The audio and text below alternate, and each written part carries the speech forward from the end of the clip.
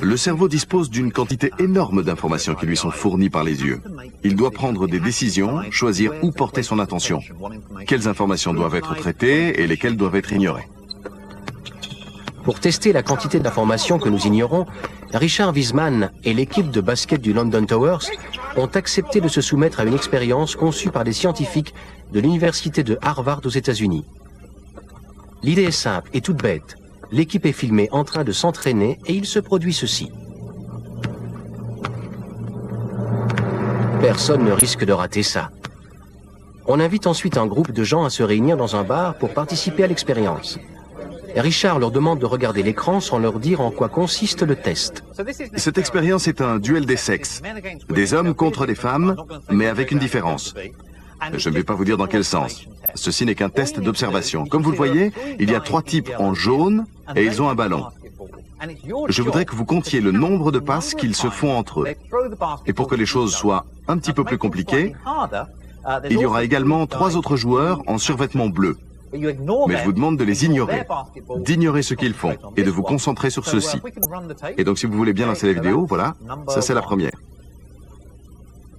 On a demandé aux volontaires de compter combien l'équipe jaune fait de passes. Mais est-ce que ce sera suffisant pour qu'ils ne voient pas le gorille?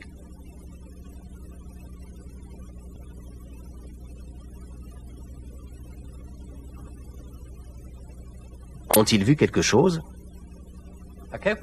Si vous voulez bien arrêter la bande un instant, alors combien de passes? 20? D'autres réponses? 21? Ok. Bon, alors je vous demande d'être vraiment honnête. Hein. Est-ce que quelqu'un a remarqué quelque chose d'un peu inhabituel? Vous devez être honnête. Bon, 4, 5 d'entre vous. Ok, les autres n'ont vraiment rien remarqué de particulier. Hein. Vraiment? Alors je vous invite à bien vous amuser. La première fois que moi j'ai vu ça, j'ai été complètement déstabilisé. Je veux que vous regardiez cette bande une seconde fois, mais normalement, comme s'il s'agissait de n'importe quelle émission de télévision. Vous ne comptez plus les passes, rien de tout ça. Vous pouvez lancer la vidéo. Il est temps de leur montrer ce qu'ils n'ont pas vu. Et voilà. Oh, c'est complètement fou. Ah, c'est dingue. C'est impossible. C'est incroyable, je l'ai pas vu passer. Comme ils se concentraient sur le fait de compter les passes, leur cerveau n'a tout simplement pas enregistré la présence du gorille. Ah, je suis sous le choc. C'est incroyable. J'étais tellement fière de moi d'être arrivée à compter les 20 passes. J'étais tellement concentrée que je n'ai rien vu. Je suis vraiment ridicule. J'aurais cru que je pouvais repérer un singe passant au milieu de l'écran. C'est ahurissant. Je suis abasourdi. Il était là, sous mes yeux. C'est vraiment incroyable. Je ne peux pas imaginer comment on ne peut pas voir quelque chose d'aussi évident. C'est vraiment bizarre. Et un peu inquiétant aussi.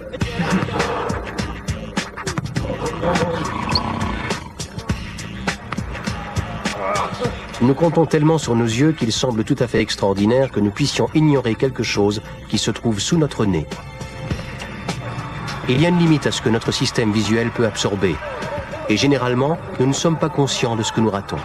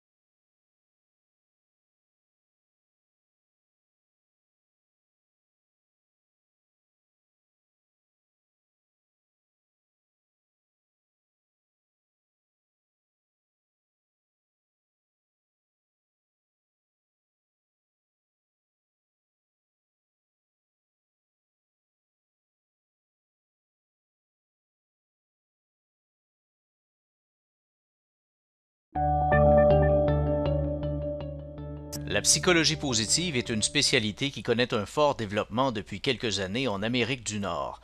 La professeure Lucie Mandeville du département de psychologie de l'Université de Sherbrooke explique que cette école de pensée ouvre de nouvelles avenues dans la pratique de la psychothérapie. Souvent, on utilise une analogie pour parler de la psychologie positive. On va dire que si tu es un athlète et puis que tu veux performer, tu veux faire une course, par exemple, ce que tu vas avoir tendance à faire, c'est que tu vas aller voir les athlètes olympiques, voir comment ils courent, comment ils réussissent leur course, et tu vas te fier sur ces connaissances-là pour savoir comment, toi, courir et réussir ta course. C'est un peu la même chose en psychologie.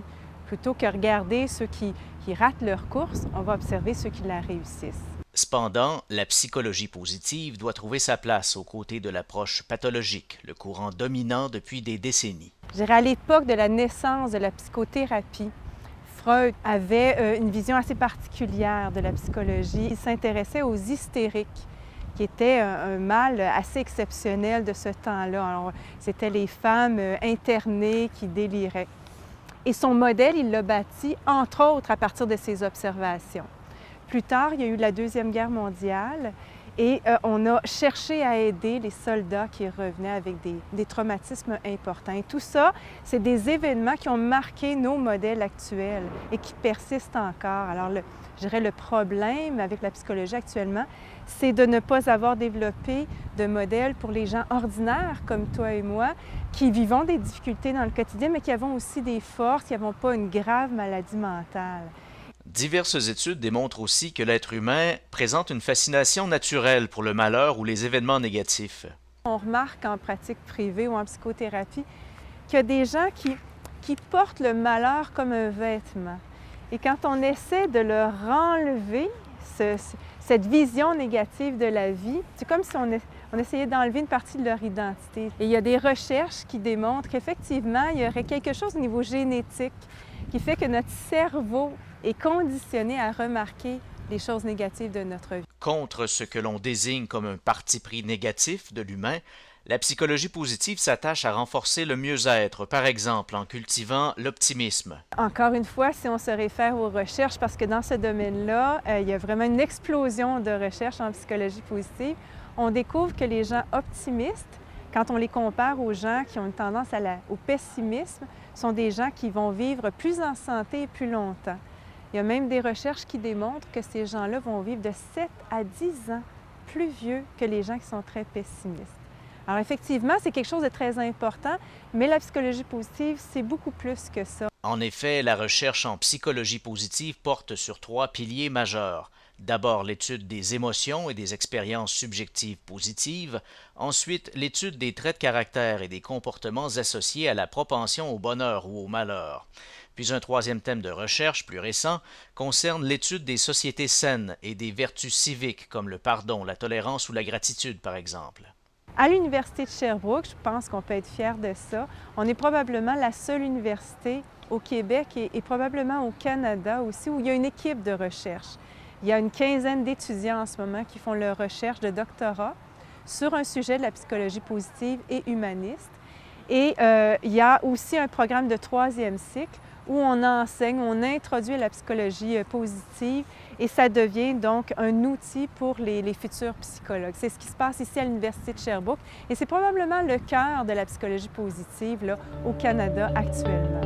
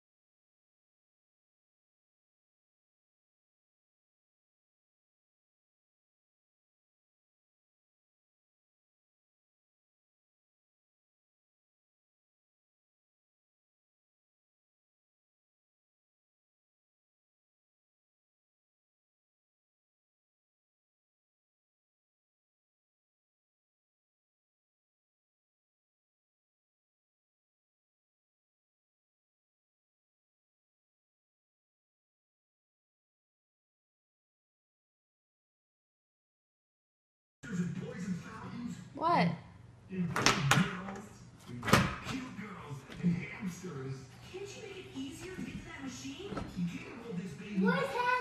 She's right here. Kidney?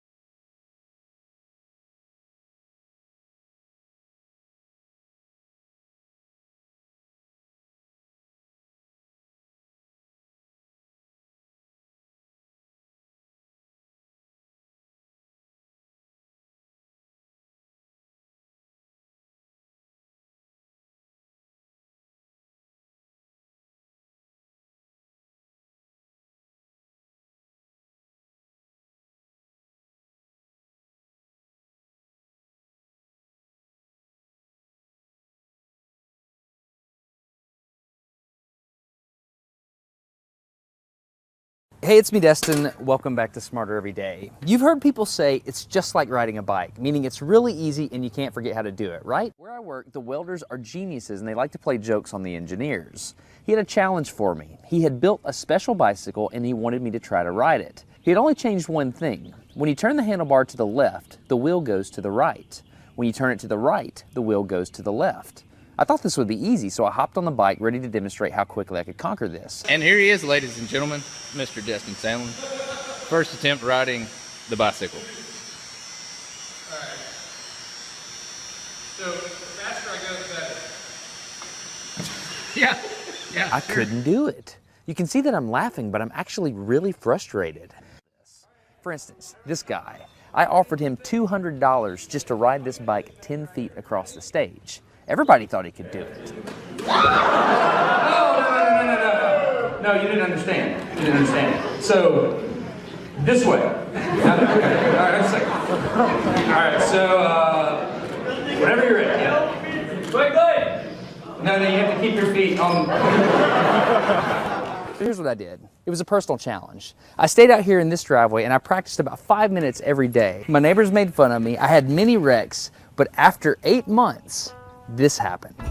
One day I couldn't ride the bike and the next day I could. It was like I could feel some kind of pathway in my brain that was now unlocked.